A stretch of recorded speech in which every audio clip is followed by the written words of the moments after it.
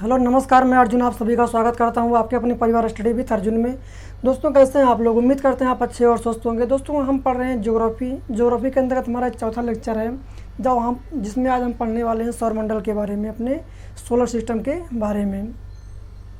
तो हम पिछले वीडियो में पढ़ चुके हैं ब्रह्मांड के बारे में और सूर्य के बारे में और तारों के बारे में। इन सब तीनों टॉपिक पे हम पिछले वीडियो में चर्चा कर चुके हैं। आज हम जो पढ़ने वाले हैं अपने सौरमंडल के बारे में चर्चा करेंगे कि हमारा सौरमंडल कितना विस्तृत है और कौन कौन से इसमें ग्रह हैं जो सूर्य के चारों तरफ परिक्रमा करते हैं, जो चक्कर लगाते हैं, उनकी स्थितियाँ कितनी हैं, कितने अक्ष पर झुके हुए हैं और इनके अंतर्गत कौन कौन से पदार्थ, कौन कौन से गैसें आदि पाई जाती हैं। इन सब की चर्चा हम इस वीडियो में करने वाले हैं, तो वीडियो को अंत तक जरूर देखिएगा। आइए वीडियो को शुरू करते हैं।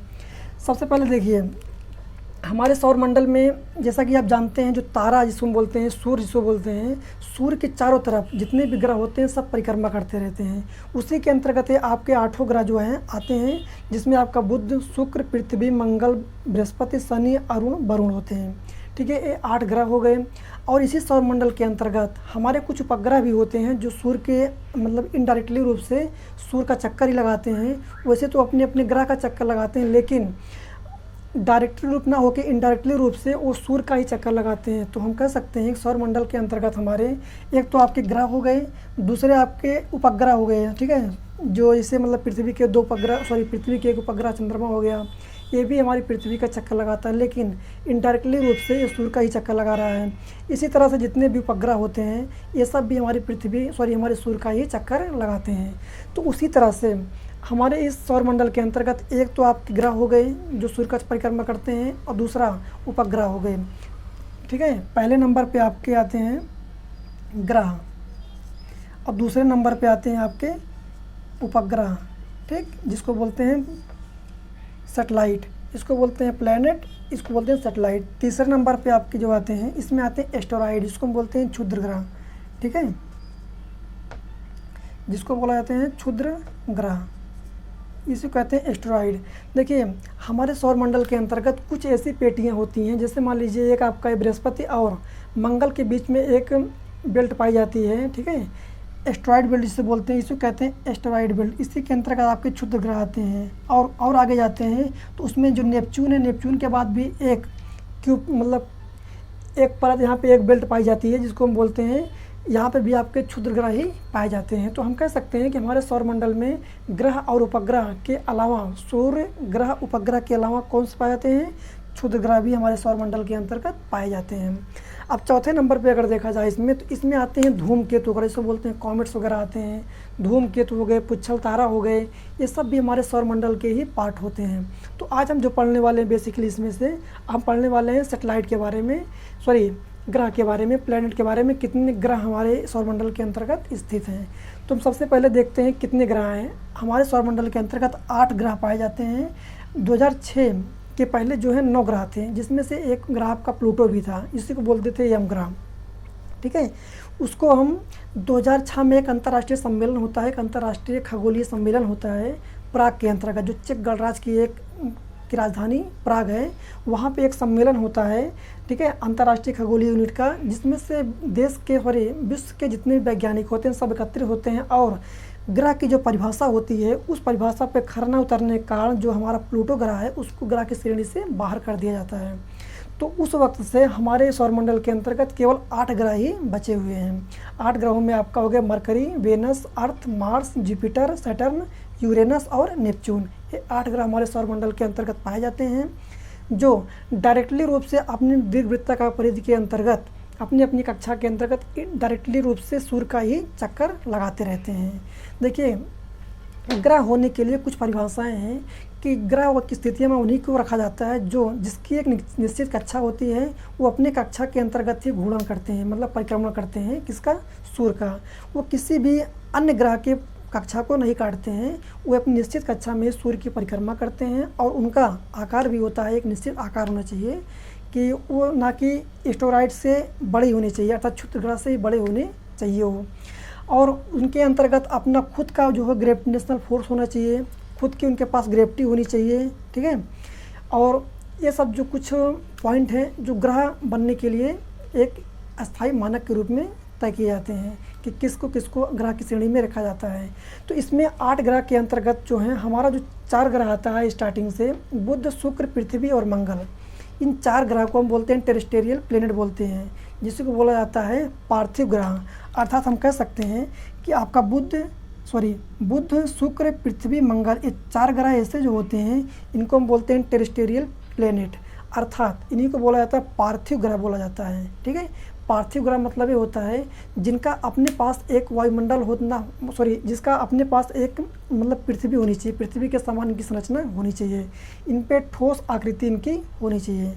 जैसे देखिए इन 4 ग्रहों के पास, तो जैसे मान लीजिए यहाँ पे बुध हो गए और शनि और आपका ये पृथ्वी और ये आपका मंगल, इन चारों ग्रहों के पास पृथ्वी के समान ही एक संरचना है। अर्थात हम कह सकते हैं जिस पास पृथ्वी पे मतलब कि अस्थायित्व रूप से एक वहाँ पे चट्टान के रूप में पृथ्वी है, उसी तरह से यहाँ पे भी आपका बुध के पास भी एक धरातल के रूप में पाया जाता है। कहाँ पे? इन चारों ग्रहों पे। इसी वजह से इनको बोला जाता है पार्थिव ग्रह, अर्थात इनकी संरचना जो होती है पृथ्वी के आकार की होती है, पृथ्वी के समान। लेकिन जो अन्य 4 ग्रह पाए जाते हैं इनको हम बोलते हैं जुपिटर प्लैनेट, जोवियन प्लैनेट बोलते हैं। इन क्या बोला जाता है? इनको जोवियन प्लैनेट, जिसको बोला जाता है कि ये जो ग्रह होते हैं ये गैसों से निर्मित होते हैं। ठीक है, इन्हीं ग्रहों को बोला जाता है जोवियन ग्रह बोला जाता है। अर्थात हम कह सकते हैं 4 ग्रह ऐसे होते हैं जो हमारे पार्थिव ग्रह के अंतर्गत आते हैं और 4 ग्रह ऐसे होते हैं जो हमारे जोवियन ग्रह के अंतर्गत आते हैं। ठीक है, इन पार्थिव ग्रह का जो नाम पड़ा पृथ्वी के अनुसार पड़ा है कि इनको पार्थिव ग्रह बोला जाता है, और जोवियन ग्रह पड़ा हुआ है जुपिटर ग्रह के नाम पर पड़ा इनका ग्रह का नाम जोवियन ग्रह। तो हम ये समझे कि हमारे सौरमंडल के अंतर्गत 4 ग्रह जो होते हैं वो आपका पार्थिव ग्रह होते हैं, और 4 ग्रह बृहस्पति, शनि, अरुण और वरुण, ये 4 ग्रह जो होते हैं इनको बोला जाता है जोवियन ग्रह के अंतर्गत। ठीक है, अब हम देखते हैं कि बुध ग्रह के कुछ तथ्य जो होते हैं, कुछ फैक्ट जो हैं कि जो हमारे एग्जाम में जहाँ से डायरेक्ट प्रश्न पूछा जाता है उसको हम समझने का प्रयास करते हैं। ठीक है, और एक चीज़ और समझिएगा, जो हमारे 2 ग्रह हैं, एक आपका शुक्र और आपका एक अरुण, स्टार्टिंग से दूसरा पॉइंट दूसरे नंबर का और लास्ट से दूसरे नंबर का जो ग्रह हमारे हैं, इन ग्रह की जो मतलब चक्कर लगाने की गति होती है अन्य ग्रहों के समान ना होकर के इनकी विपरीत होती है। मतलब ये कह सकते हैं कि जितने भी ग्रह हमारे पाए जाते हैं सौरमंडल में, उन ग्रहों की जो स्थितियाँ होती हैं चक्कर लगाने की, पश्चिम से पूर्व की ओर लगाते हैं। ठीक है, लेकिन ये 2 ग्रह ऐसे हैं, शुक्र और अरुण, जिसको बोलते हैं यूरेनस और वेनस, ये दोनों ग्रह ऐसे होते हैं कि जो उनकी चक्कर लगाने की स्थितियाँ होती हैं उल्टी होती हैं, अर्थात पूरब से पश्चिम दिशा में चक्कर लगाते हैं। इस वजह से वहाँ पे जो सूर्योदय होता है वो पूरब में ना होकर के पश्चिम दिशा में होता है। कहाँ पे? एक आपका वेनस पे और आपका एक यूरेनस पे। हमारी पृथ्वी पे क्या होता है? सूर्योदय होता है पूरब दिशा में होता है। ठीक है, लेकिन जो यहाँ 2 ग्रह हैं वीनस पे और यूरेनस पे, यहाँ पे जो सूर्योदय होता है पश्चिम दिशा में होता है। ठीक है, ये 2 ग्रह ऐसे होते हैं। अब हम देखते हैं बुध ग्रह के बारे में समझने का प्रयास करते हैं कि बुध ग्रह का परिक्रमण काल कितना होता है, घूर्णन काल कितना होता है, इन ग्रह पे कौन कौन सी गैसें पाई जाती हैं। ठीक है, इनका आकार कितना है, दूरी कितनी है, इसको हम समझते हैं। देखिए जो हमारा बुध ग्रह है, बुध ग्रह का जो सबसे पहले देखते हैं इसका व्यास कितना है। इसका व्यास है 4880 किलोमीटर। ठीक है, बुध का व्यास जो है 4880 किलोमीटर इसका व्यास हो गया। और इसका अगर सूर्य से हम दूरी निकालते हैं कि सूर्य से कितनी दूर पर है, तो लगभग 58 मिलियन के आसपास इसकी दूरी पड़ जाती है, सूर्य के बाद पड़ती है। अर्थात सूर्य से इसके ग्रह की दूरी जो है लगभग 5.8 करोड़ किलोमीटर। आप समझ सकते हैं, अंदाज़ा लगा लीजिए। केवल सबसे नज़दीक, हमारे सौरमंडल में सबसे नज़दीक ग्रह अगर कोई माना जाता है तो बुध माना जाता है सूर्य से। ठीक है, एग्जाम प्रश्न पूछता है कि सूर्य से सबसे नज़दीक ग्रह कौन सा है, तो आपका आंसर है बुध। ठीक है, कितनी दूरी है? 5.8 करोड़ किलोमीटर। 5.8 करोड़ किलोमीटर अर्थात 58 मिलियन इसकी दूरी है। कहाँ से? सूर्य से बुध की। अब हम देखते हैं इसका परिक्रमण काल कितना है, अर्थात सूर्य का एक चक्कर लगाने में कितना समय लेता है। देखिए सूर्य का एक चक्कर पूरा करने में सबसे कम समय लेता है अन्य ग्रहों की अपेक्षा। अर्थात कितना समय लगता है इसमें लगता है आपका 88 दिन। अर्थात हम कह सकते हैं बुध जो है 88 दिन में सूर्य का एक चक्कर पूरा कर लेता है। अर्थात जैसे यहाँ से अगर सूर्य चक्कर लगाना शुरू करता है बुध यहाँ से, तो 88 दिन पूरा होते होते यहाँ पे आपका फिर आके पहुँच जाता है। अर्थात एक चक्कर पूरा करने में सूर्य का बुध को 88 दिन का समय लगता है। उसके बाद हम देखते हैं इसका परिक्रमण देख लिए, इसका देखते हैं मतलब घूर्णन कितना होता है। अर्थात जो सूर्य है जो बुध है, बुध अपने अक्ष पर एक चक्कर पूरा करने में, जैसे मान लीजिए पृथ्वी जो आपकी यहाँ पे एक चक्कर पूरा करने में 24 घंटे लगाती है, उसी तरह से बुध जो है एक चक्कर यहाँ से अपने घूर्णन से अपने अक्ष पर पूरा करने के लिए इसको लगाता है 59 दिन का समय लगाते हैं। कितना? 59 डेज का समय लगता है इसको अपने अक्ष पर घूर्णन करने में। तो हम कह सकते हैं परिक्रमण काल का जो समय होता है 88 दिन होता है, और घूर्णन की समय जो होती है वो आपका 59 दिन होता है। ये हो गया बुध का परिक्रमण काल और घूर्णन काल। अब हम देखते हैं कितने अक्ष पर अपने झुकी हुई है। देखिए जो बुध ग्रह है ये 7 डिग्री अर्थात 7 डिग्री सेल्सियस पर, बुध ग्रह जो है ये 7 डिग्री सेल्सियस पर 7 डिग्री पे, सेल्सियस नहीं 7 डिग्री अक्षांश पर, ठीक है, अपने बुध ग्रह जो है झुकी हुई है। इसका झुकाव कितना है? जिस तरह से पृथ्वी का झुकाव जो 23.5 डिग्री है, उसी तरह से हमारे बुध ग्रह का जो झुकाव है वो 7 डिग्री है। तो हम कह सकते हैं 7 डिग्री जो है बुध ग्रह झुका हुआ है, और वह एक चक्कर पूरा करने में इसको 88 दिन का समय लगता है। अब देखते हैं इस ग्रह पे कौन कौन सी गैसें पाई जाती हैं। हमारे बुध ग्रह पे जो है हाइड्रोजन की एक परत पाई जाती है, हाइड्रोजन की एक परत पाई जाती है इस हमारे बुध ग्रह पे, ठीक है। सूर्य के सबसे नज़दीक होने की वजह से इस ग्रह पे तो इसका वायुमंडल है नहीं, पहली बात तो इसके पास कोई वायुमंडल नहीं है।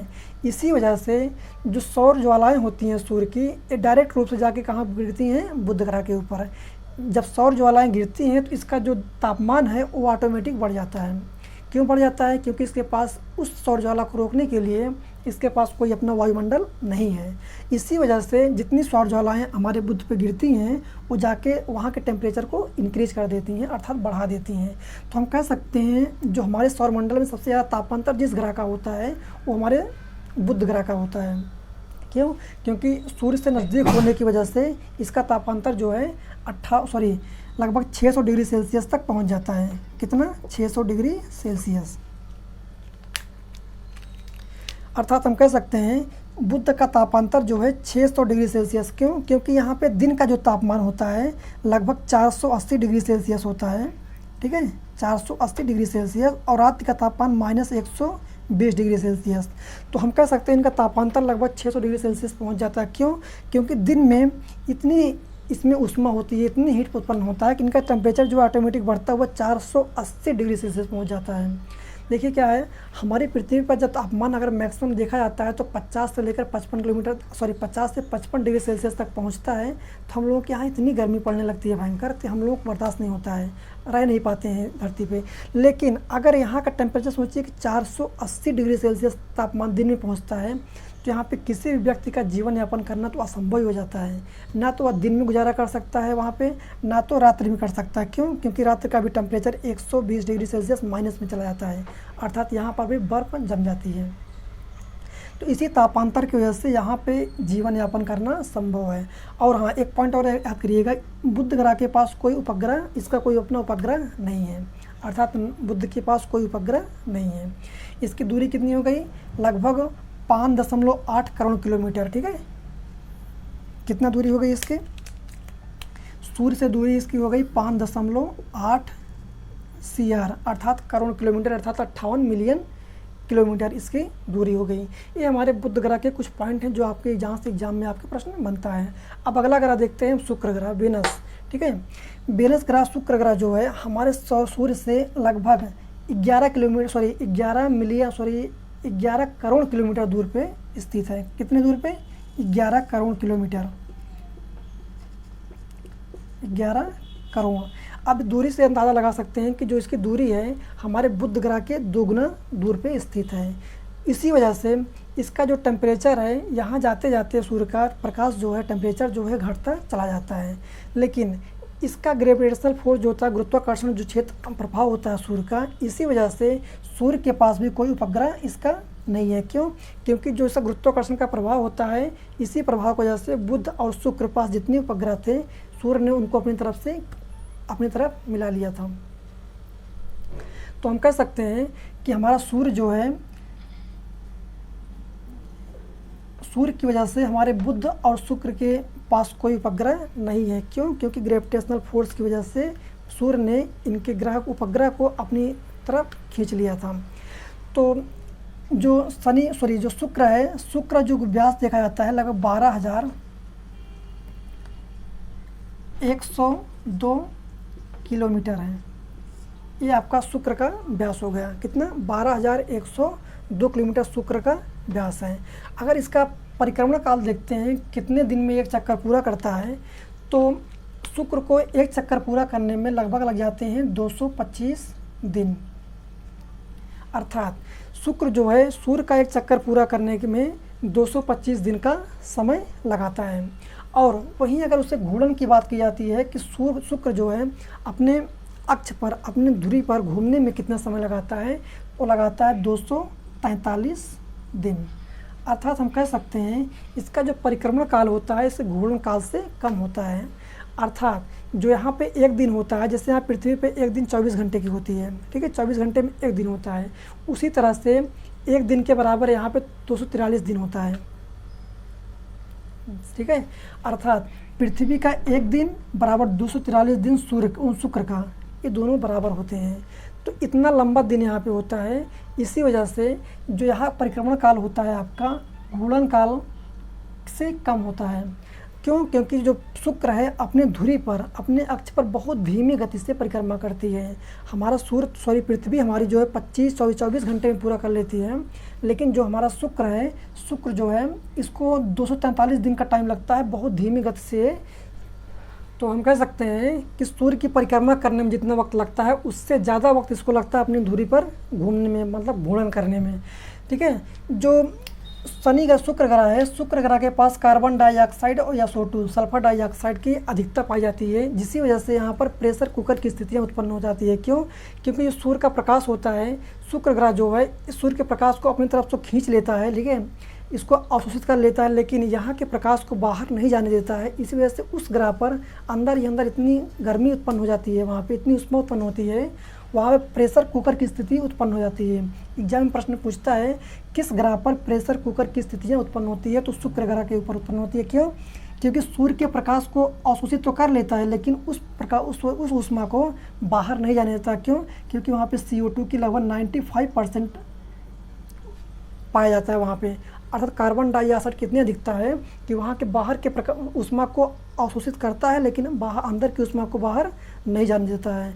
तो इसी वजह से हम कहते हैं कि शुक्र ग्रह जो होता है सबसे सौरमंडल में सबसे गर्म ग्रह जो है वो आपका शुक्र माना जाता है। और इसी ग्रह को सबसे चमकीला ग्रह भी कहा जाता है। अगर देखा जाए तो हमारा सूर्य और चंद्रमा के बाद कोई भी ग्रह अगर चमकीला अगर दिखता है तो आपका शुक्र है। तीसरे नंबर पर जो ग्रह दिखता है वो शुक्र ग्रह है, जो तीसरी स्थिति में सबसे चमकीला दिखाई देता है, ठीक है। और इसी को हम कहते हैं पृथ्वी की जुड़वा बहन बोला जाता है। और इसी ग्रह को कहा जाता है सांझ का तारा, ठीक है, इसी को कहते हैं सांझ का तारा या भोर का तारा, ठीक है। पृथ्वी की जुड़वा बहन, ये सब जो संज्ञाएं दी जाती हैं ये हमारे शुक्र ग्रह को दी जाती हैं कि पृथ्वी की जुड़वा बहन इसी को बोला जाता है। भोर का तारा, सांझ का तारा आदि जो हैं इसी को बोला जाता है। इसकी दूरी लगभग कितना है? लगभग 11 करोड़ किलोमीटर के आसपास की दूरी है। और इसका अपने अक्ष पर जो झुकाव है ये 3 डिग्री सेल्सियस है। कितना है? 3 डिग्री अपने अक्ष पर ये झुका हुआ है शुक्र ग्रह, ठीक है। इसी को बोला जाता है सुंदरता की देवी, अर्थात शुक्र ग्रह को ही सुंदरता की देवी बोला जाता है। अपने अक्ष पे 3 डिग्री झुकी हुई है। जिस तरह से बुध जो है 7 डिग्री झुका हुआ है, इसी तरह से हमारा शुक्र जो है वो 3 डिग्री झुका हुआ है, ठीक है। जिस तरह से हमारे बुध के पास भी कोई उपग्रह नहीं है, उसी तरह से हमारे शुक्र ग्रह के पास भी कोई उपग्रह नहीं है। अर्थात हमारे सौरमंडल में 2 ग्रह ऐसे हैं जिनके पास अपना कोई उपग्रह नहीं है। अब तीसरे नंबर पे आती है हमारी पृथ्वी। ठीक है। देखिए पृथ्वी जो है, पृथ्वी का जो व्यास अगर देखा जाता है, पृथ्वी का जो व्यास है वो लगभग 12,755 किलोमीटर है। 12,755 किलोमीटर है। पृथ्वी का व्यास जो है 12,755 किलोमीटर है, और जो अपने अक्ष पे इसका झुकाव है वो लगभग 23.5 डिग्री है। अर्थात इसी 23.5 डिग्री के झुकाव की वजह से ही हमारे पृथ्वी पर जो दिन और रात की स्थितियाँ उत्पन्न होती है, इसी झुकाव की वजह से ही उत्पन्न होती हैं। ठीक है, इसका 23.5 डिग्री झुकाव है और 12,755 इसका व्यास है, और इसके पास केवल एक उपग्रह है जिसको हम बोलते हैं चंद्रमा। चंद्रमा पृथ्वी का एक ही मात्र उपग्रह है। ठीक है, इसका उपग्रह की संख्या कितनी है? एक, जिसको हम बोलते हैं चंद्रमा। ठीक, और इनके वायुमंडल में पृथ्वी एक ऐसे ग्रह है जिसके पास अपना खुद का वायुमंडल है, और इस वायुमंडल में कई परतें पाई जाती हैं, जैसे क्षोभ मंडल, आयन मंडल, मध्य मंडल, बाहिर्मंडल। ये सब जितने मंडल होते हैं हमारे पृथ्वी पर ही पाए जाते हैं। इस वजह से हमारे पृथ्वी पर जीवन यापन करना बहुत ही सरल है। ठीक है, यहाँ पे जल की अधिकता पाई जाती है। यहाँ पे अनेक गैसें हैं, जैसे नाइट्रोजन है, ऑक्सीजन है, ठीक है, आर्गन है, अन्य प्रकार की गैसें जो है हमारे वायुमंडल में पाई जाती हैं, जो मानव हित के लिए लाभदायक मानी जाती हैं। इसमें कुछ ग्रह जो होते हैं, और इसका जो घूर्णन और परिक्रमण काल होता है ये भी देख लेते हैं, इनका घूर्णन काल कितना होता है। देखिए, पृथ्वी को सूर्य का एक चक्कर पूरा करने में 365 दिन लगता है, इसी को बोला जाता है एक वर्ष। अगर था एक वर्ष पूरा होता है तो हम समझ जाते हैं कि पृथ्वी जो है सूर्य का एक परिक्रमा पूरी कर चुकी है। इसका अर्थात इसका जो परिक्रमण काल होता है 365 दिन होता है। कितना? 365 डेज। और इसका जो घूर्णन काल होता है लगभग 23 घंटा 57 मिनट के आसपास इसका घूर्णन काल होता है। कितना? 23 घंटा 57 मिनट, लगभग 24 घंटा मान लीजिए कि इसका जो घूर्णन काल होता है। अपने अक्ष पे पृथ्वी जो है 24 घंटे में अपने अक्ष पर घूम जाती है, और वहीं सूर्य की परिक्रमा करने में इसको 365 दिन का समय लगता है। बाकी जिसकी चर्चा पृथ्वी के बारे में आगे चैप्टर में पढ़ने वाले हैं डिटेल में। अब देखते हैं आगे बाकी ग्रह के बारे में। अब देखते हैं मार्स, मंगल के बारे में कि मंगल ग्रह पे कौन सी गैस पाई जाती है, इनका मतलब कितना इनका व्यास होता है। ठीक, और हाँ, पृथ्वी ग्रह को नीला ग्रह बोला जाता है। देखो, बुध ग्रह का जो रंग होता है, कलर है ग्रह का, इस ग्रे कलर का है। ठीक है, और हमारे शुक्र जो है ये येलो कलर की है, अर्थात पीले ग्रह की मानी जाती है, पीले कलर की।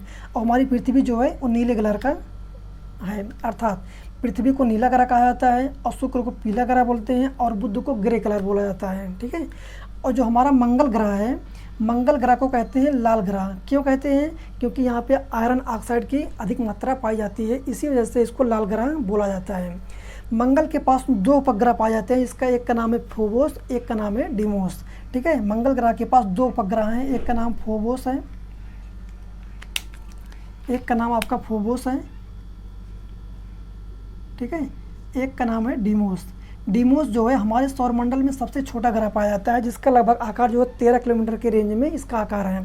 अर्थात हमारे सौरमंडल में सबसे छोटा ग्रह जो है वो है डिमोस, जो मंगल का उपग्रह है। इस ग्रह पे जो है कार्बन डाइऑक्साइड और नाइट्रोजन, अर्थात इन सब की अधिकता पाई जाती है इस ग्रह के ऊपर। यहाँ पे इस ग्रह को पृथ्वी के सदृश माना जाता है। क्यों?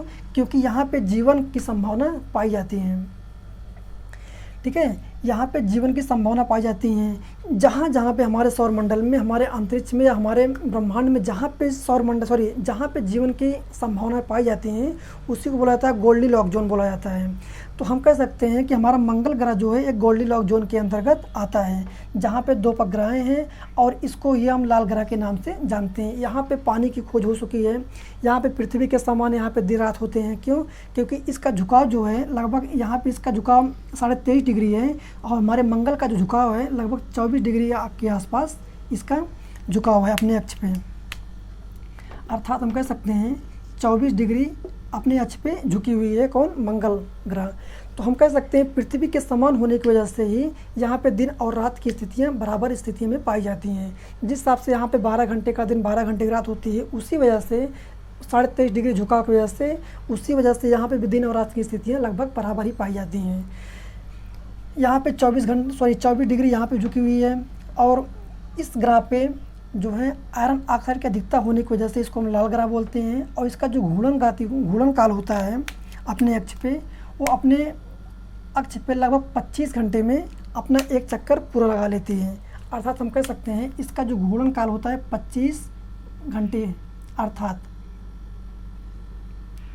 25 घंटे में अपने अक्ष पे, अपने धुरी पे एक चक्कर पूरा कर लेता है मंगल ग्रह। और वहीं अगर सूर्य की परिक्रमा करने की बात की जाए कि हमारा सौरमंडल में जो हमारा मंगल ग्रह है हमारे सूर्य की परिक्रमा कितने दिन में करता है, तो लगभग करता है 687 दिन में। ठीक है, तो इसका जो परिक्रमा काल होता है लगभग 687 दिन होता है। ठीक, और जो घूर्णन काल होता है वो होता है 25 घंटे के आसपास होता है। ये हो गए आपके मंगल ग्रह। इसके पास 2 उपग्रह पाए जाते हैं, एक का नाम है फोबोस, एक का नाम है डिमोस। अब देखते हैं इसी के बाद आता है आपका एस्टेरॉइड। ये क्षुद्र ग्रह की एक पेटी होती है जो हमारे मंगल ग्रह और हमारे बृहस्पति ग्रह के बीच में पाई जाती है। इन्हीं क्षुद्र ग्रह की वजह से ही हमारे बुध ग्रह पे एक बहुत बड़ा गड्ढा बना हुआ है, जिसको हम गर्त बना हुआ है, जिसको हम बोलते हैं कैरोलिन बेसिन बोला जाता है। ठीक है, कैरोलिन बेसिन बोलते हैं इसको। अर्थात हमारे बुध ग्रह पे देखिए क्या होता है, जैसे मान लीजिए ग्रेविटी के कारण जैसे पृथ्वी के पास अपना गुरुत्वाकर्षण होता है, उसी वजह से उसी तरह हमारे मंगल ग्रह के पास भी अपना ग्रेविटेशनल फोर्स होता है। और सबसे ज़्यादा देखा जाए किसके पास गुरुत्वाकर्षण की स्थितियाँ उत्पन्न है, उस सूर्य के अलावा, सूर्य के बाद अगर देखा तो बृहस्पति के पास ग्रेविटेशनल फोर्स बहुत ज़्यादा मात्रा में पाया जाता है। तो इसी वजह से गुरुत्वाकर्षण के प्रभाव से ही बृहस्पति इन सब क्षुद्र ग्रहों को, मतलब इन एस्टेरॉइड जो बेल्ट पाई जाती हैं यहाँ पे, इन ग्रहों को अपनी तरफ खींच के रखता है। लेकिन कुछ ऐसी स्थितियाँ उत्पन्न होती हैं जिसमें मंगल ग्रह जो होता है अपने ग्रेविटेशनल फोर्स की वजह से इन क्षुद्र ग्रहों को अपनी तरफ आकर्षित कर लेता है, मतलब अपनी तरफ खींच लेता है। तो इस वजह से हम कह सकते हैं जो क्षुद्र ग्रह होते हैं ये आके मंगल ग्रह से टकरा जाते हैं। तो मंगल ग्रह से टकराते हैं तो वहाँ पे जाकर गिरते हैं, तो उस अवस्था में हम कह सकते हैं वहाँ पे बड़े बड़े गड्ढों का निर्माण हो जाता है। क्योंकि जो क्षुद्र ग्रह होते हैं, एस्टेरॉइड बेल्ट होती है, इनका आकार साइज जो होता है बहुत बड़ा होता है। अर्थात काफ़ी बड़े साइज़ के होते हैं कौन, हमारे एस्टेरॉइड बेल्ट जो क्षुद्र ग्रह पाए जाते हैं। तो इस वजह से इनकी जो स्थितियाँ होती हैं इन्हीं दोनों के बीच में पाई जाती हैं। ग्रेविटेशनल फोर्स की वजह से हमारा जो क्षुद्र ग्रह है यहाँ से लेकर यहाँ तक की यात्रा करता रहता है इन ग्रहों के कारण। ठीक है, इन्हीं जो एस्टेरॉइड बेल्ट पाए जाते हैं इन्हीं की वजह से ही हमारे जो क्षुद्र ग्रह होते हैं ये पृथ्वी पर, चंद्रमा पर, बुध पर, इन सब ग्रहों पर टकराते रहते हैं। कैसे, आइए समझते हैं। क्या होता है, जैसे मान लीजिए यहाँ पे मंगल ग्रह जो है अपने परिक्रमा काल अपने कक्षा में चक्कर लगाता रहता है। लेकिन जब जो मतलब एस्टेरॉइड जो होते हैं अगर मंगल ग्रह करीब आते हैं तो ग्रेविटेशनल फोर्स की वजह से इन ग्रह को अपनी तरफ ये खींच लेता है। खींचने के बाद उस अवस्था में जो यहाँ पे ग्रह होता है ये खींच के आगे निकल जाता है। तो जो वहाँ पे एस्टेरॉइड होते हैं आते हैं वो इस ग्रह को ना टच करके वो सीधा चले जाते हैं इस तरफ। जब इस तरफ आते हैं, जैसे मान लीजिए पृथ्वी इनके रास्ते में आती है तो पृथ्वी पर आकर गिर जाते हैं। लेकिन पृथ्वी के पास तो अपना सौरमंडल होता है, उसी वजह से वहाँ पे पृथ्वी के धरातल पर नहीं गिर पाते हैं, आसमान में जलकर राख हो जाते हैं। क्यों? क्योंकि घर्षण की वजह से हमारे सौरमंडल में जो है उस ग्रह में, उस क्षुद्र ग्रह में आग लग जाता है तो जलने लगते हैं, जल करके वो समाप्त हो जाते हैं आसमान में ही, मतलब अंतरिक्ष में ही। लेकिन उसी का चक्कर लगा रहा है हमारा चंद्रमा। जैसे मान लीजिए कोई एस्टेरॉइड इधर से आता है, अगर पृथ्वी कक्षा में प्रवेश करता है तो जल के राख हो जाता है। लेकिन अगर पृथ्वी कक्षा से न टकरा करके चंद्रमा से टकराता है तो उस अवस्था में चंद्रमा के पास अपना वायुमंडल नहीं होता है, अपना चंद्रमा के पास कोई वायुमंडल नहीं होता है। तो इस अवस्था में वह चंद्रमा पर जाकर गिर जाता है। जब वहाँ पर गिर जाता है तो इस तरह देखा जाता है कि चंद्रमा पर बड़े बड़े गड्ढों का निर्माण हो जाता है, बड़े बड़े क्रेटर का निर्माण होता है इन्हीं क्षुद्र ग्रहों की वजह से ही। अगर चंद्रमा से भी न टकराए तो उस अवस्था में वह सूर्य की तरफ आता है, अर्थात अन्य ग्रहों पर आकर गिरता रहता है। जैसे कि बुध ग्रह पे भी गिर सकता है, हमारे शुक्र ग्रह पे गिर सकता है, या हमारे सूर्य के केंद्र में भी आ सकता है। तो हम कह सकते हैं जो एस्टेरॉइड होते हैं ये हमारे सूर्य के करीब तक भी आ सकते हैं। क्यों? क्योंकि यहाँ पे जितने भी यहाँ पे ग्रह पाए जाते हैं एक ग्रेविटेशनल फोर्स की वजह से उस ग्रह को अपनी तरफ खींचते रहते हैं। लेकिन अब जब वो खींच के निकल जाते हैं आगे तो उस अवस्था में जितने बगल में जो ग्रह होते हैं उन ग्रहों पे जाके वो टकरा जाते हैं। तो इसी वजह से गिरते गिरते वहाँ पे सूर्य के केंद्र तक पहुँच जाते हैं जितने भी एस्टेरॉइड होते हैं। तो हम कह सकते हैं जो एस्टेरॉइड बेल्ट पाई जाती है हमारी, वो हमारे बृहस्पति और मंगल ग्रह के ही बीच में पाए जाते हैं। देखिए उसके बाद देखते हैं मंगल ग्रह के बारे में। मंगल ग्रह की क्या स्थितियाँ होती हैं। देखिए जुपिटर जो होता है, बृहस्पति, हमारे सौरमंडल में सबसे बड़े आकार का ग्रह माना जाता है। इसका आकार इतना है कि हमारे सौरमंडल में जितने भी ग्रह होते हैं इन सब की आकृति से ये काफ़ी विशाल मात्रा में पाया जाता है। जो इसका व्यास है, इसका व्यास लगभग 1,42,800 किलोमीटर के आसपास है। तो हम कह सकते हैं जो बृहस्पति ग्रह का व्यास है लगभग 1,42,800 किलोमीटर है। ठीक है, इतना तो इसका व्यास है। हमारी पृथ्वी देखिए, पृथ्वी का जो व्यास है, ठीक है, पृथ्वी का व्यास आपका 12,755 किलोमीटर है। उसकी अपेक्षा सोच सकते हैं कि कितना गुना ज़्यादा है हमारे बृहस्पति का व्यास। 1,42,800 किलोमीटर है। अगर इसका रेंज देखा जाता है, सूर्य से इसकी दूरी कितनी है, तो सूर्य से इसकी जो दूरी है लगभग आपका 77,778 मिलियन के आसपास है, अर्थात 77.80 करोड़ के आसपास इसकी दूरी है हमारे सूर्य से। ठीक, हमारे सूर्य से जो दूरी अगर देखी जाती है बृहस्पति की, लगभग कितनी है, 77.80 करोड़ के आसपास इसकी दूरी देखी जाती है। कहाँ से, सूर्य से लेकर बृहस्पति तक के बीच में। जो इसका झुकाव दिया गया है, इसका झुकाव लगभग 3.5 डिग्री इसका झुकाव है। ठीक है, 3.5 डिग्री। ठीक है, बृहस्पति का झुकाव जो है 3.5 डिग्री सेल्सियस डिग्री इसका अपने अक्ष पे झुकाव है। और इसका व्यास लगभग 1,42,800 किलोमीटर है। अगर इसका देखते हैं कि जो इसका परिक्रमा काल कितना होता है, परिक्रमा काल अर्थात सूर्य का एक चक्कर लगाने में लगभग 12 साल का समय लगता है इसको। देखिए क्या है कि बृहस्पति का आकार इतना बड़ा है, तो इस अवस्था में सूर्य का एक चक्कर पूरा करने में इसको 12 साल लग जाते हैं। अर्थात 12 वर्ष की अवस्था में ही सूर्य की परिक्रमा एक बार कर सकता है। अर्थात जिससे मान लीजिए बृहस्पति यहाँ से चलना स्टार्ट करता है, सूर्य की परिक्रमा अगर इस स्थिति में करता है अपनी परिक्रमा अपनी कक्षा में, तो उसको उस अवस्था तक पहुँचने में 12 साल लगते हैं यहाँ तक पहुँचने में। क्यों? क्योंकि मैं पहली चीज़ तो यहाँ से दूरी लगभग कितना इसका है, यहाँ पे 78 करोड़ किलोमीटर के आसपास इसकी दूरी है।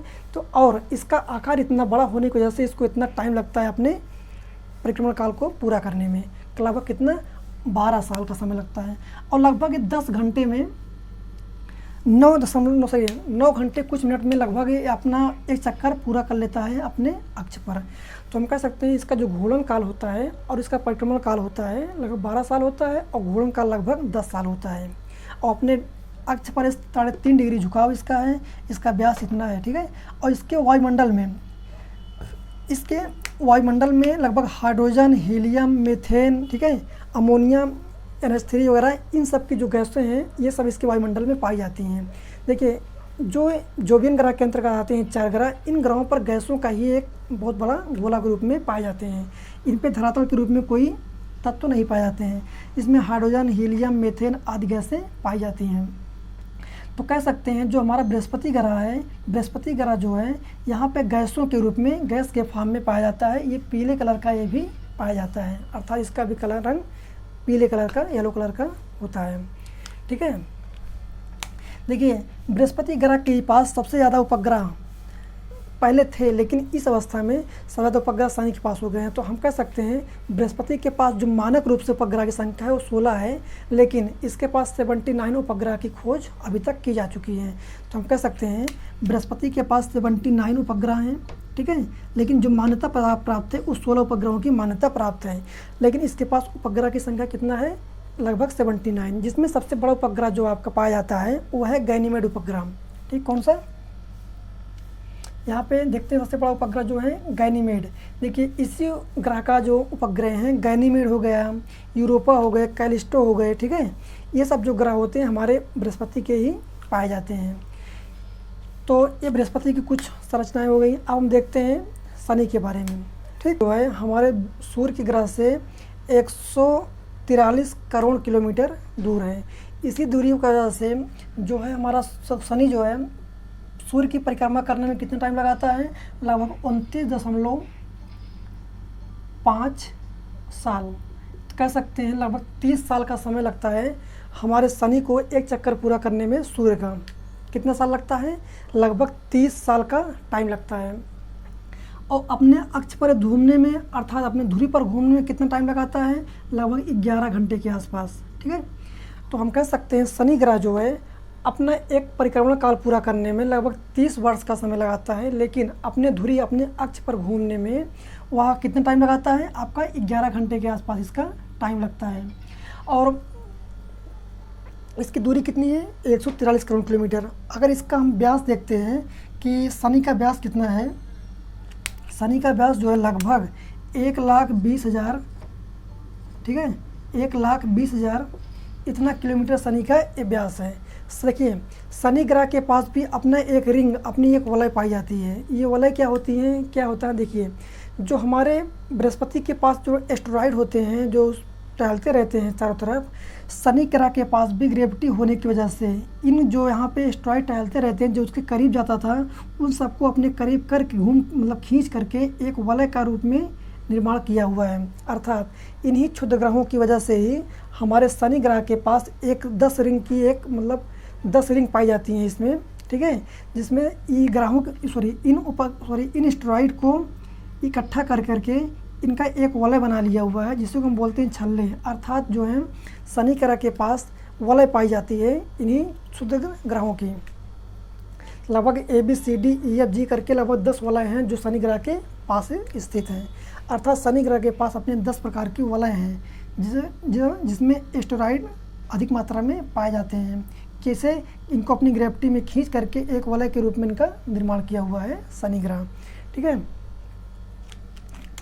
देखिए शनि ग्रह के पास इनका एक उपग्रह, इसका नाम है टाइटन। टाइटन, देखिए जो टाइटन ग्रह है, उपग्रह है, इस उपग्रह पर जीवन की संभावनाएं पाई गई हैं। अर्थात यहाँ पर भी जीवन की संभावनाएं पाई गई हैं। और टाइटन के पास भी अपना एक वायुमंडल है, टाइटन उपग्रह के पास भी अपना एक वायुमंडल है। इसी वजह से इस उपग्रह पर जीवन की संभावनाएं पाई गई हैं। टाइटन आकार में इतना बड़ा है तो आप इसका समझ लगती है, इसका जो व्यास है लगभग 5,840 के आसपास, अर्थात 58-80 या उससे ज़्यादा कहीं है इसका व्यास। तो हमारे जो बुध ग्रह है, बुध ग्रह का व्यास जो है 4,880 है, लेकिन जो हमारे शनि ग्रह का उपग्रह टाइटन है, टाइटन का व्यास जो है हमारे बुध ग्रह के व्यास से अधिक है। तो हम कह सकते हैं जो उपग्रह बुध है वो हमारे ग्रह बुध से भी अधिक दूरी मतलब अधिक व्यास के आकार का है, जिस पे जीवन की संभावनाएं पाई गई हैं। तो इस तरह से शुक्र ग्रह जो है, टाइटन शुक्र ग्रह का उपग्रह है। इसी तरह से शुक्र ग्रह के अन्य उपग्रह जो हैं, टाइटन हो गया आपका, रिया हो गया, पेंडोरा हो गया, ठीक है, और लापेटस हो गया, लापेटस, ये कुछ उपग्रह हैं जो हमारे शनि ग्रह के पाए जाते हैं। एक टाइटन, रिया, पेंडोरा और लापेटस, ये कुछ उपग्रह हो गए जो शनि ग्रह के पाए जाते हैं। जिसमें अगर देखा जाए शनि ग्रह का जो टाइटन उपग्रह है, इसी उपग्रह पे, ठीक है, इसी उपग्रह पे लगभग इसमें नाइट्रोजन मतलब ऑक्सीजन इन सब प्रकार की गैसें पाई जाती हैं टाइटन उपग्रह पे। ठीक, तो इसी वजह से यहाँ पे जीवन की संभावनाएं बढ़ गई हैं। ये भी एक गोल्डीलॉक्स जीवन के अंतर्गत ही आता है, हमारा टाइटन उपग्रह भी है। तो इस शनि ग्रह के उपग्रह हैं टाइटन, रिया, पेंडोरा और लापेटस। और बृहस्पति ग्रह के उपग्रह जो पाए जाते हैं, जिसमें आपका गैनीमेड हो गया, लियो हो गया, ठीक है, कोलेस्टा हो गया, और ये सब जो उपग्रह हैं हमारे गैनीमेड उपग्रह, ये सब बृहस्पति के पाए जाते हैं। और शनि ग्रह के उपग्रहों की संख्या जो मान्यता प्राप्त है वो लगभग 21 है।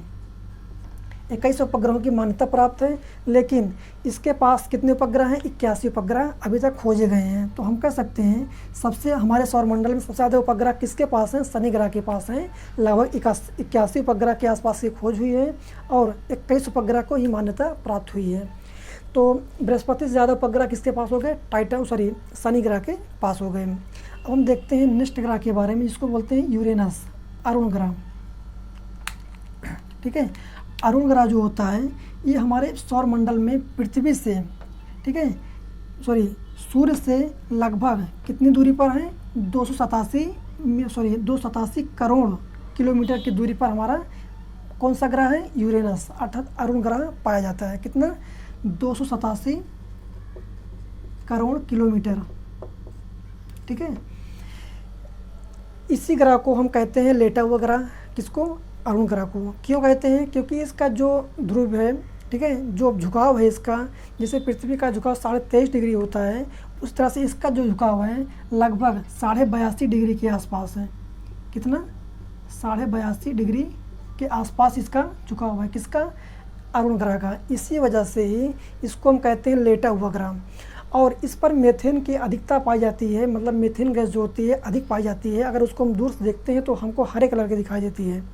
तो इसी वजह से हम कह सकते हैं कि जो हमारा अरुण ग्रह है इसको हरा ग्रह भी बोलते हैं। क्यों? क्योंकि इस ग्रह पर CH4 अर्थात मीथेन की अधिकता पाई जाती है। जो इसका परिक्रमण काल होता है अपने सूर्य का एक चक्कर पूरा करने में, उसको लगाता है 84 साल का समय। कितना? 84 साल का समय लगता है इसको एक चक्कर पूरा करने में सूर्य का। किसको? अरुण ग्रह को। देखिए, जिस हिसाब से हम ग्रह की तरफ बढ़ते जा रहे हैं, दूरी जो है हमारे ग्रह की उसी हिसाब से बढ़ती चली जा रही है। जैसे देखिए, आपका जो बुध था वो 5.8 करोड़ किलोमीटर था। उस तरह से शुक्र जो है 11 करोड़ किलोमीटर है। हमारी पृथ्वी लगभग 15 करोड़ किलोमीटर के आसपास दूर है सूर्य से। और जो हमारा आपका मंगल ग्रह है, मंगल ग्रह की जो दूरी है लगभग 22 करोड़ किलोमीटर की दूरी के आसपास हमारा आपके मंगल ग्रह हो गया। अब देखते हैं बृहस्पति ग्रह जो है, बृहस्पति ग्रह जो लगभग 78 करोड़ किलोमीटर के आसपास दूर है, बृहस्पति ग्रह हमारे बुध ग्रह से। वहीं आपका देखते हैं शुक्र ग्रह जो है लगभग 143 करोड़ किलोमीटर की दूरी पर है। तो उसी वजह से देखते हैं जो हमारा अरुण ग्रह है लगभग 287 करोड़ किलोमीटर की दूरी पर है। तो इसी वजह से इनका जो परिक्रमण का काल होता है मतलब वो बढ़ता जाता है। जैसे यहाँ पे देखिए 29.5 साल में हमारा शुक्र ग्रह शनि ग्रह जो है सूर्य की परिक्रमा करता था, लेकिन जो हमारा अरुण ग्रह है जिसको हम बुलेटा हुआ ग्रह कहते हैं, वो 84 साल में एक चक्कर पूरा करता है। किसका? हमारे सूर्य का। ठीक है। और इसका अपने अक्ष पे जैसे 82.5 डिग्री झुका हुआ है, तो इसका अपने अक्ष पे एक चक्कर पूरा करने में जो समय लगता है वो लगता है लगभग 11 घंटे। कितना? 11 घंटे इस पे ही अपने धुरी पर एक चक्कर घूमकर पूरा कर लेता है। ठीक है। और इसको बता जैसे जानते हैं इस पर मीथेन गैस की अधिकता पाई जाती है, इसी वजह से इसको हरा ग्रह बोला जाता है। अब इसके बाद देखते हैं हम आपके वरुण ग्रह को, जो हमारे सौरमंडल का सबसे लास्ट ग्रह है, अंतिम ग्रह। कौन सा? वरुण ग्रह। देखिए इसकी जो दूरी है लगभग आपका हमारे बुध ग्रह की जो दूरी है वो है आपका सूर्य से 450 करोड़ किलोमीटर। कितना?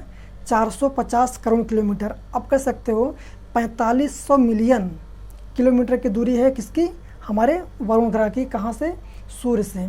इतनी दूरी पर होने की वजह से ही इसको एक चक्कर पूरा करने में हमारे सूर्य का कितना टाइम लगता है? लगभग 165 साल का समय लगता है। कितना?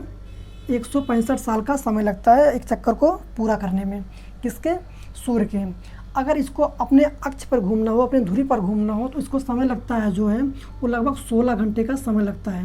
कहीं कहीं किताबों में 18 घंटे दिया गया है, लेकिन जो मैं इसका एवरेज एक समय लगता है घंटे, मतलब घंटे के हिसाब से 16 घंटे में ही अपने अक्ष पे घूम जाता है, अपने धुरी पर ही घूम सकता है। ठीक है। और इसका जो व्यास है 49,500 किलोमीटर इसका व्यास है। ठीक। वरुण ग्रह का जो व्यास है 49,500 किलोमीटर इसका व्यास है। अब देखिए अरुण ग्रह और वरुण ग्रह के पास भी कुछ उपग्रह पाए जाते हैं, जिसमें से टिटेनिया, ठीक है, इनके पास पाए जाते हैं टिटेनिया, ठीक है, और मिरांडा, ठीक है, अंबरिया, ये कुछ उपग्रह हैं। टिटेनिया हो गए, जैसे मिरांडा हो गए, जो हमारे अरुण ग्रह के उपग्रह पाए जाते हैं। ठीक है। इसी तरह से हम कह सकते हैं हमारे अरुण ग्रह के पास कितने उपग्रह हैं? 27। जो हमारे ज्ञात संख्या है कि अरुण ग्रह के पास कितने उपग्रह पाए जाते हैं? 27 उपग्रह पाए जाते हैं हमारे अरुण ग्रह के पास, जिसमें इसके टिटेनिया हो गए, मिरांडा हो गए आपके, ठीक है, और आपका अंबरिया हो गया। ये सब उपग्रह जो हैं हमारे अरुण ग्रह के पाए जाते हैं। इसी तरह से 27 उपग्रहों की अभी तक खोज हो चुकी है। अब देखते हैं वरुण ग्रह के पास कितने उपग्रह पाए जाते हैं। तो वरुण ग्रह के पास उपग्रह की संख्या जो है 14 मानी गई है। कितना? 14। अर्थात वरुण ग्रह के पास 14 उपग्रह खोजे गए हैं, जिसमें आपका टिट्रान हो गया, ठीक है, और मेरिड हो गया। ये सब कुछ उपग्रह हैं जो हमारे वरुण ग्रह के पास पाए जाते हैं। कौन कौन? टिट्रान हो गया, टिट्रान, ठीक है, और मेरिड, ये सब उपग्रह जो हैं हमारे किसके पाए जाते हैं, वरुण ग्रह के। अर्थात हम कह सकते हैं कि वरुण ग्रह के पास 14 उपग्रह पाए जाते हैं और वहीं पे आपके वरुण ग्रह के पास लगभग 27 उपग्रह हैं और बृहस्पति, शुक्र, शनि के पास लगभग 81 उपग्रह पाए जाते हैं। तो देखा जाए हिसाब से सबसे दूर जो आपका उपग्रह ग्रह है कौन सा है, वरुण ग्रह। तो हम कह सकते हैं सूर्य के सबसे नज़दीक ग्रह कौन सा है, सबसे नज़दीक ग्रह कौन सा है, बुध, और सबसे दूर ग्रह कौन सा है, वरुण। अगर देखा जाए इसकी परिक्रमा काल कितना होता है लगभग हर ग्रह का, तो आप इसको देख चुके हैं। अब देखते हैं जो आपका शुक्र ग्रह हो गया और आपका अरुण ग्रह हो गया, इनका परिक्रमा काल कितना होता है, इनका जो घूर्णन की दिशा होती है परिक्रमा करने की, ये सूर्य का ये उल्टा चक्कर लगाते हैं। अर्थात हम कह सकते हैं वो पूरब से लेकर पश्चिम दिशा में ये चक्कर लगाते हैं, किसका, सूर्य का। बाकी जो 6 ग्रह हैं वो पश्चिम से लेकर पूरब की ओर चक्कर लगाते हैं, किसका, सूर्य का। ये कुछ पॉइंट हो गए जो आपके हमारे सौरमंडल में हमारे ग्रह के बारे में दिए गए हैं, ठीक है। आप इसको अच्छे से रिवाइज करिए। अब इसमें जो बचा है आपका एस्ट्रॉयड हो गया, कॉमेट्स हो गए, ठीक। और इन सब का जो एक नेक्स्ट वीडियो में हम समझने वाले हैं कि धूमकेतु क्या होते हैं, पुच्छल तारा क्या होते हैं, और हमारे एस्ट्रॉयड उपग्रह जो हमारे क्षुद्र ग्रह होते हैं ये क्या होते हैं, इन सबको हम चर्चा जो है एक नेक्स्ट वीडियो में डिटेल में करने वाले हैं, क्योंकि वीडियो काफ़ी लंबा हो चुका है। आप इसको रिवाइज करिए। इसका जो पॉइंट दिया हुआ है ये पॉइंट एग्जाम में डायरेक्ट यहाँ से प्रश्न बनते हैं कि ये पॉइंट कैसे कैसे यहाँ पे कौन से उपग्रह किसके हैं, कितने उपग्रह पाए जाते हैं, कौन कौन सी गैसें पाई जाती हैं, दूरी कितनी है, इन सब की जो चर्चा है हमारे एग्जाम में पूछ लेता है। तो इसी वजह से इसको अच्छे से आप रिवाइज करिए। और अगर आपको वीडियो अच्छा लगा तो वीडियो को लाइक करें, ठीक है, और हमारे चैनल को सब्सक्राइब करना ना भूलें। धन्यवाद।